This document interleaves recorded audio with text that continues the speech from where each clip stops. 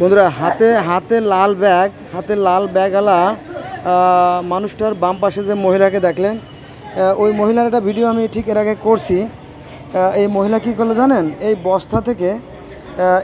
বস্তা থেকে সমস্ত কাপড় চোপড়গুলো বেছে নিজের নিজের পছন্দ মতো কাপড়গুলো নিজে বেছে নিল, আর বাকিগুলো ফেলে দিয়ে এইভাবে চলে গেল।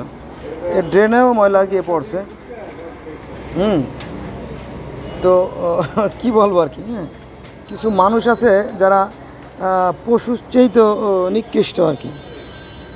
একটা মার্কেট থেকে ময়লাগুলো সুন্দর করে বস্তা করে এখানে রাখছিল যে পরিচ্ছন্ন করে নিয়ে যাবে, কিন্তু এই মহিলা এসে সেটা নষ্ট করতে গেলে এখন এটা আপনার সমস্ত রাস্তা ছড়াবে।